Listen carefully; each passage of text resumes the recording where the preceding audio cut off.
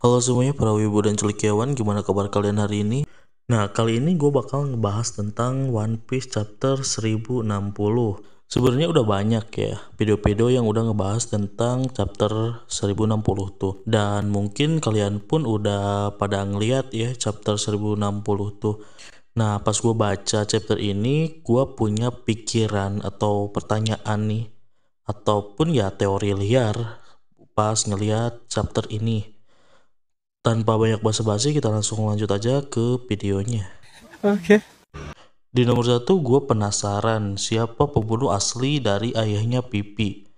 Buat kalian yang udah baca, pasti tahu awal chapter pun diperlihatkan dengan si Luffy berteriak kalau si Sabo bukanlah pembunuhnya. Si Robin pun tahu kalau pasukan revolusioner tuh ngincernya bangsawan dunia bukan raja ya. Ngelihat panel ini tuh gue langsung kepikiran kalau emang bukan Sabo pembunuhnya ya terus siapa lagi. Tapi gue punya kecurigaan sih sama pemerintah dunia yang ngemalsuin pelaku sebenarnya yang ngebunuh Raja Cobra.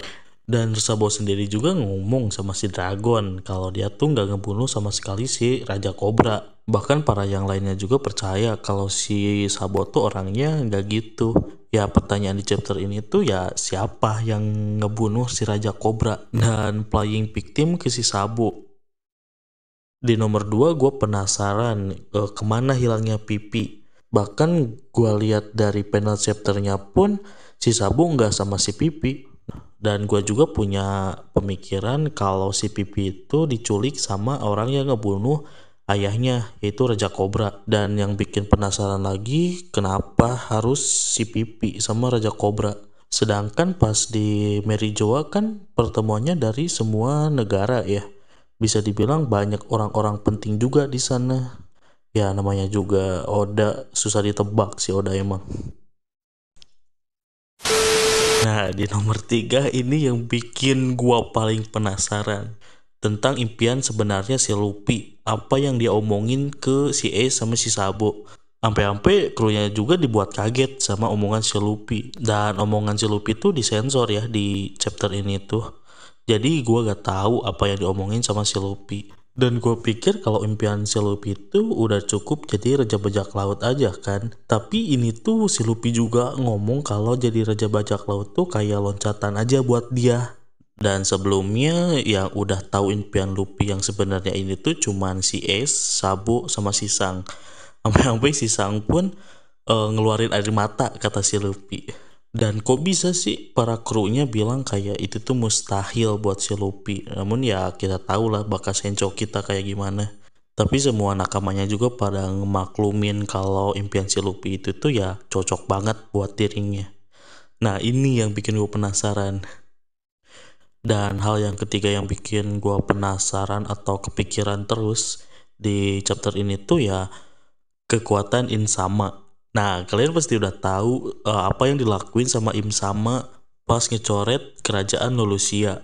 Langsung hancur bro, sumpah dihujanin petir juga kan. Kayak satu pulau itu tuh kena nuklir, langsung hancur bro. Tapi yang dihebatnya lagi tuh dihujanin petir. Nah, gua tuh curiga apakah Insama ini tuh pengguna buah iblis atau pure kekuatannya dia tuh bisa ngancurin satu pulau dengan gampang. Kalau emang iya Im sama punya kekuatan Devil Fruit, ya gue penasaran apa tipenya. Sampai bisa-bisa cuman ngecoret pulau dari peta aja bisa langsung hancur bro. Dan gue tuh kepikiran kalau emang iya ini kekuatan Im sama, gila sih bro gimana cara ngalahinnya. Oke. Dan nomor 4 ada gimana nasibnya Sabo. Nah sebelumnya kan rame kayak banyak rumor tentang si Sabo tuh udah die. Apalagi dilihat dari reaksi orang-orang ketika baca surat kabar tentang si Sabo di Mary Joa.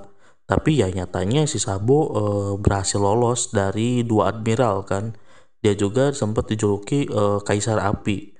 Tapi gak lama kemudian anjir tiba-tiba dia dihantam bro sama Im Sama yang ngebuat kerajaan Lucia ya hancur. Nah, gue penasaran gimana nasib si Sabo sekarang. Dia berhasil selamat atau enggak? Yang gue takutin ya si Sabo mati sih di kerajaan Lulusia.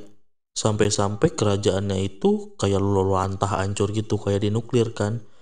Plus dihujanin sama petir juga. Tapi gua harap sih enggak ya. Kalau emang iya si Sabo mati, sumpah. Berarti kutukan pengguna buah merah-merah bakalan mati di tengah cerita. Kayak es yang jadi donat. Dan yang kelima ada pusaran magnet. Kalian yang udah baca pasti udah ngelihat panel terakhir yang ngeliatin ada pusaran magnet yang begitu besar. Tapi ngarahnya ke atas ya, si pusaran tersebut itu tuh. Nah, pas si Joro nebas si pusaran itu, kok tiba-tiba keluar si Bonei. Nah, ini yang bikin gua bingung. Kok bisa Bonei terjebak di pusaran tersebut? Apakah ini ada hubungannya sama si Bonei buat alur kedepannya?